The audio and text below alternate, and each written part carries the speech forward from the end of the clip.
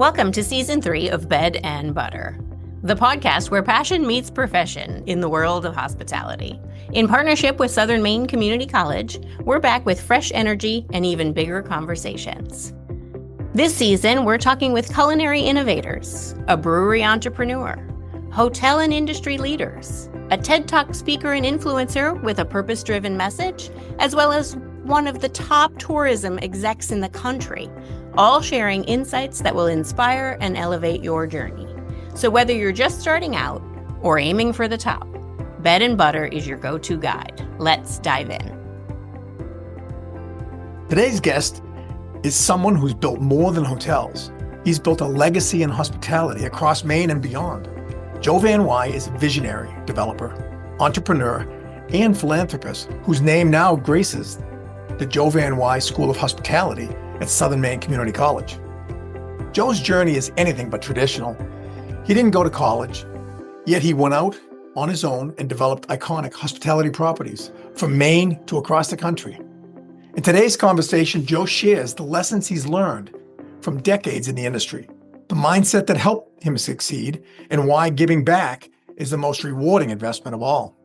So whether you're dreaming of running your own hotel, managing a restaurant or resort, or redefining guest experiences, this episode is for you.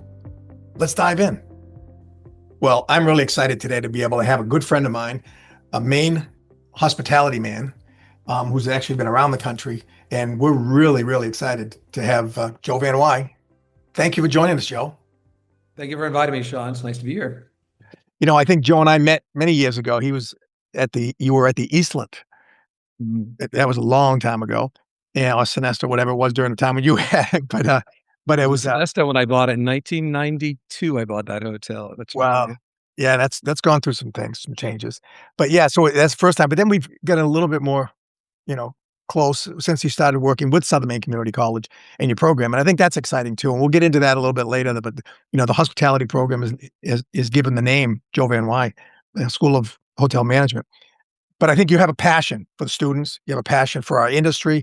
And that's kind of why we have this podcast. So thank you so much for being here. And let's dig into you a little bit about hospitality. So we're back to 92. Was there any hospitality in your world before then? There was. I started working in a hotel when I was 12 years old. My mother was a housekeeper at it. And back then they didn't have daycare. So the school bus would drop you off, and I'd have to wait for her to get off work. And I eventually was just sitting around, and I always wanted to work and make money. So I asked the owners if I could have a job, and they put me in the laundry, and I started working there. And over time, I worked my way through that, hotel up to their front desk. I was about 15, 16 years old. And it was a big resort in the Poconos in Pennsylvania. And it was what really got me into everything. And, when I started there, I saw it as an avenue for me to break my cycle that I was growing up in, to be able to get out and introduce me to the world. It gave me an opportunity to be exposed to different personalities and people, which is what our hotel business does. It definitely took a hillbilly from the Appalachian Mountains and moved me along, But when I was 18, I was at the hotel and I had an idea to build an amusement park on their property. And the owners looked at me and kind of took my little business plan and cleaned it up. And they gave me like little 1%, but they financed it. The damn thing took off. We just were very successful. We were an hour out of New York City, an hour and a half north of Philadelphia. And that just was a lift for us. There was a lot of land there. So we got into time sharing. We got into developing a smaller hotel on it also. But then we expanded. We formed a major company at the time in the early 1980s. And this went on to develop into many different avenues. We got into campgrounds. We got into amusement parks. We got into more hotels and time sharing. And we used to say at one point, as we moved on, we recreated people. I'm using the word recreate as a verb. When people say, what do you do? I said, I recreate people, because we had stuff before there was a hotel or a campground or the amusement parks or whatever we were doing. It was so diverse and so loud and crazy. And we were just fortunate where we were at the time and the economy and all that too. And the thing took off. We sold it all back in 1988 to an organization called the Rank Organization out of the United Kingdom. They bought everything in one swoop. They came into the United States. We had about 26, 28 hotels at the time on top of everything else they bought, So at that time, I was only 25 years old. And when we sold that company, we did what's called holding paper. We held some of the mortgage for it. And so they had to put me on their board. Suddenly they had this 25-year-old Yank on their board for the United States, and they did not know what to do with. And they were huge. They owned the rights to Xerox. They owned the right to Rank Film Studios, which is the Universal Studios of Europe. And it was very diverse and also crazy too. But the reason I'm going into all that depth is that they also required me, because I was the youth, I was the energy, I was the one running around doing everything back then for everybody and in our company at the time. They made me sign what's called a non-compete, where I would not own anything in certain areas of the United States because they didn't want me taking the employees from my other hotels and putting them in new ones and turning right around and hurting them and such. And so while I was on that non-compete, Bill Johnson started the Ritz-Carlton hotel chain. He bought the rights to that, and he asked me to join the board. And so I was able to get on the board of the Ritz-Carlton chain and on the opening board. And that was a lot of fun because now I got to spend somebody else's money for once rather than mine, and living that game. Bill is a very unique individual.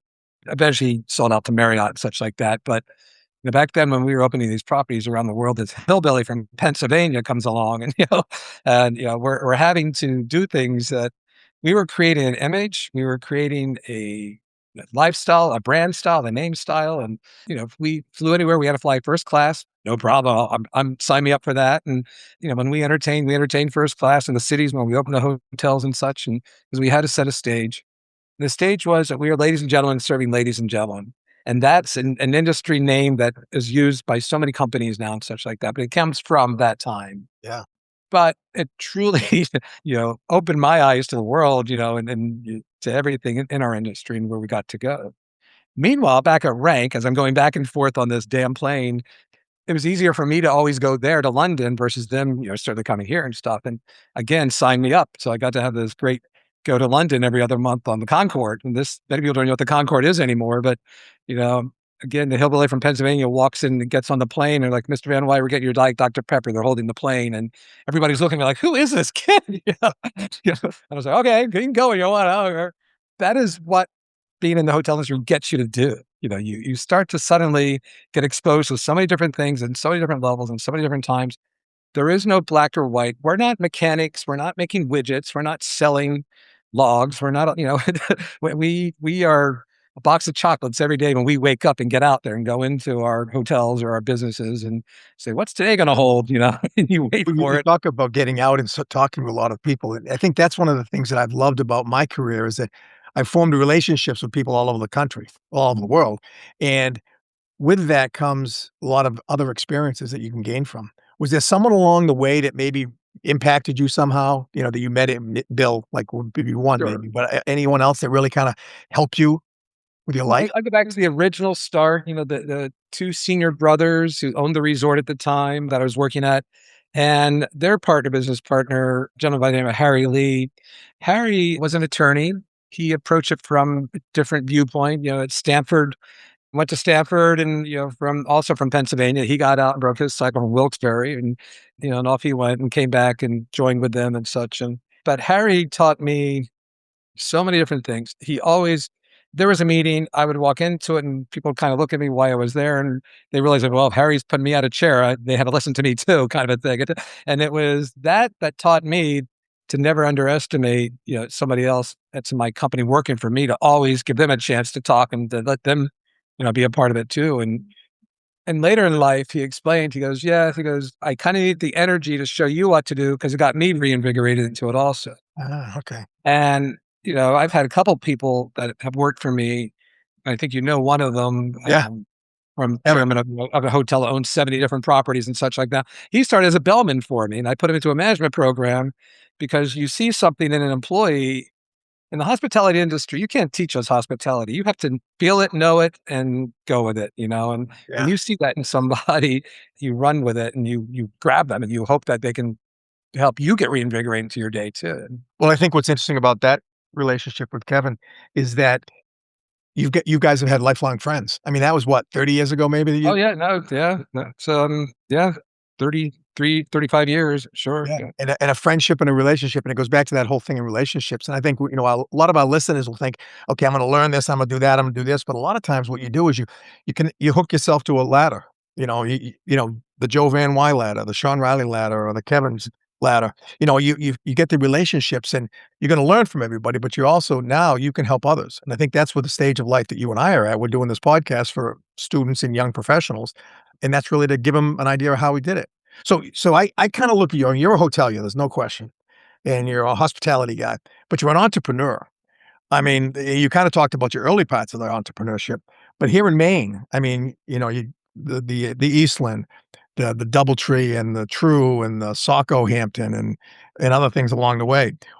How do you get into all that stuff? How did you do that? I mean, you were a 25-year-old kid then, you probably, but not much more than that probably. So No, and this is kind of an important thing if there's our students paying attention to this or not, but you're focusing on the age. Age has nothing to do with it. Yep. And it's the part that always frustrated me a little bit. I knew I could do this. I knew I could, I wanted to do this kind of thing. And people would kind of look upon me and they put that he's just a kid look at me. And I went back later and bought their bank and fired them is what I did. Because, yeah, don't pay attention, people. But never underestimate your ability, And back then I was too young and naive to know you could fail. Yeah, I didn't, like, sure, I'll sign that mortgage. I'll do this. I didn't know that. Now I'm older and wiser and a little more chicken. I might not do that so fast, but just go with it and don't ever say no to yourself. That was the important thing, was that I didn't know that you couldn't do this. And I just never accepted that. And so I recently had dinner with my goddaughter. She's 24 and she's about to get married. And this conversation came up. They're thinking about doing something, like they were nervous about, and I was just looking, I said, just ask them. All they can do is say no, and just ask, but they were getting ready to go to a bank to present what they want to do for their business and such like that they want to start. And they're, let them say no, they'll go to the next guy. These guys are also in business to do business. Remember that.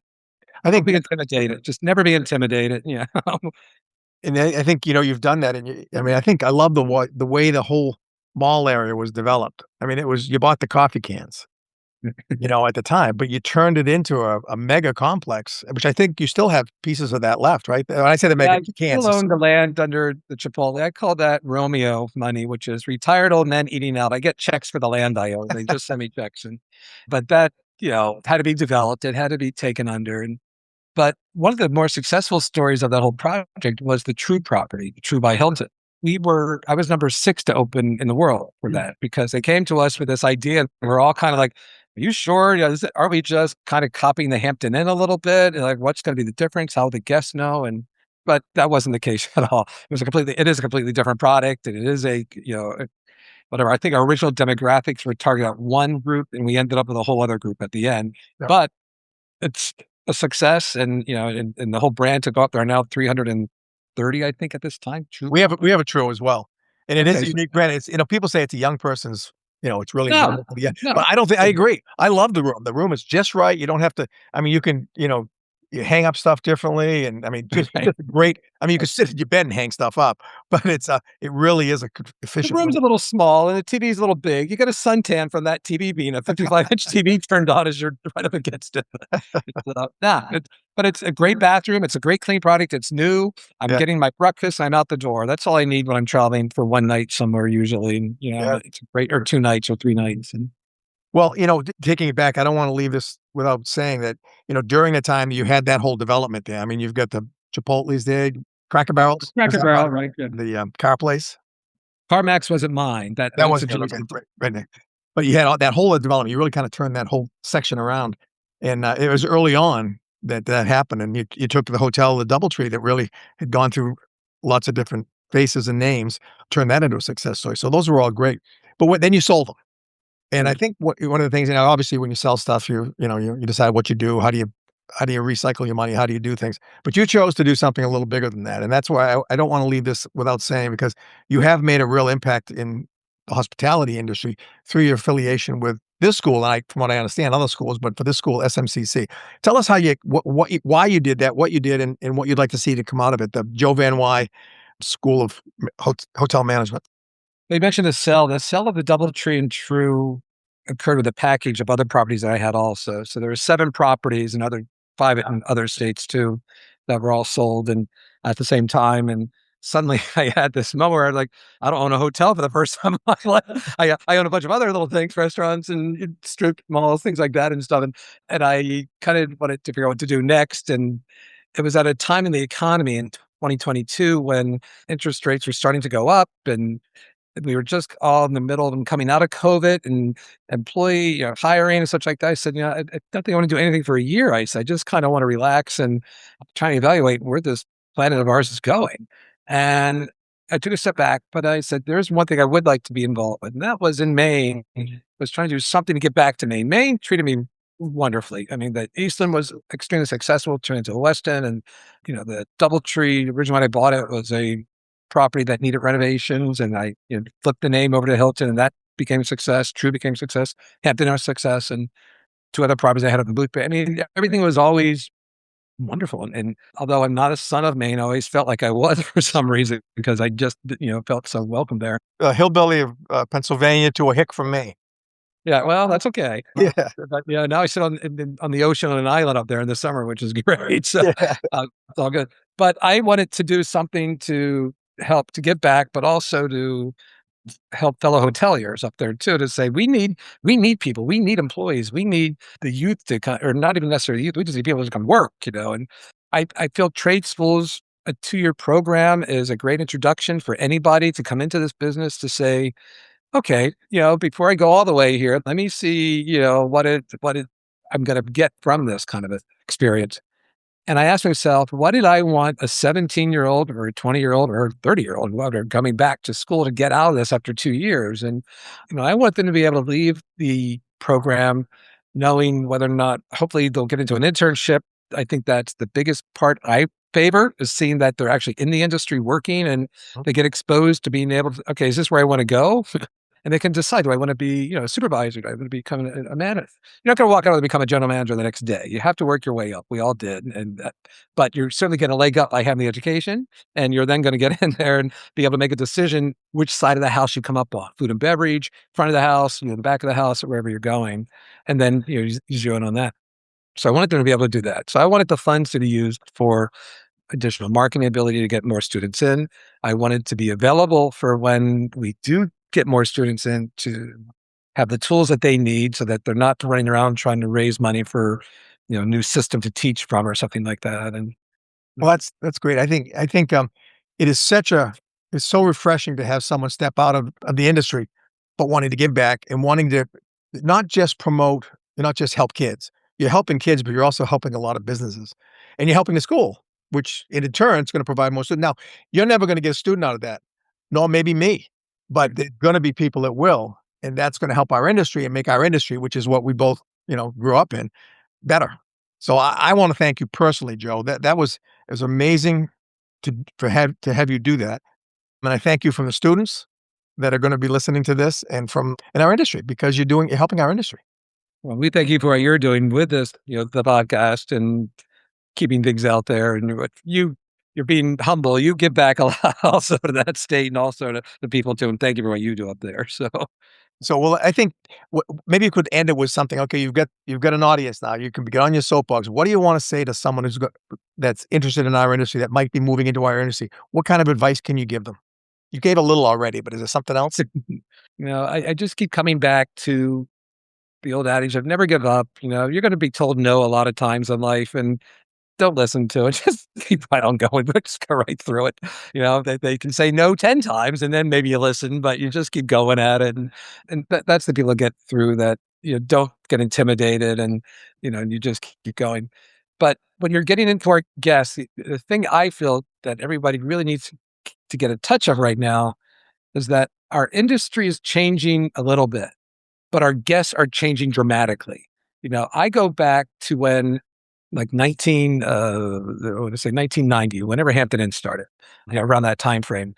Prior to Hampton Inns out there, when you went to a hotel, you check in, they didn't have hair dryers, they didn't have irons. You had to call out, hey, you get a hair dryer. An hour later, somebody'd show up with a hair dryer, and you're standing there trying to get them to a meeting or iron your shirt or whatever.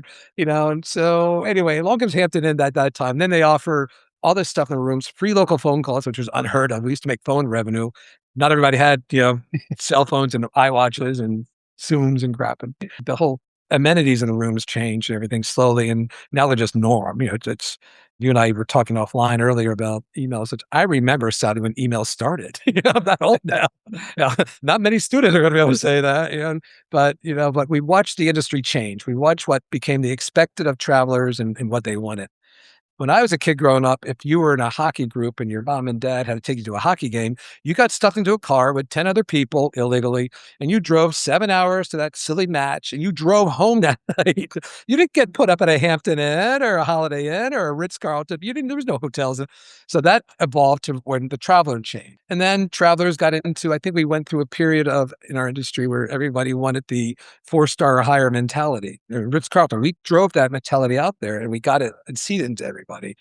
But then people took a step back saying, I'm getting a pretty good stay here at this other brand that I don't want to use names here because people listen to this thing. And I've owned Marriott's, I've owned Hilton's, I've owned whatever, but people started to like the 3-star mentality and feel, and then 2-star, but they wanted the product and they got the new levels going. So I think that's evolved into that now. But I think the guest has changed. The guest is now 60 is the new 40. I'm 63, so I don't feel like I'm 60 at all, but I know I look it. But we're doing things adventurous. I just got back from Greenland. I was up there for 2 weeks because I wanted to go up and see Northern Lights, and and there's not a hotel there. We're on a ship going up there, and that's what you do now. My father at 63 was in a lazy boy chair with a TV tray in front of watching TV. He wasn't out there doing this stuff, and so I think our guests are doing that. You go on a cruise ship now.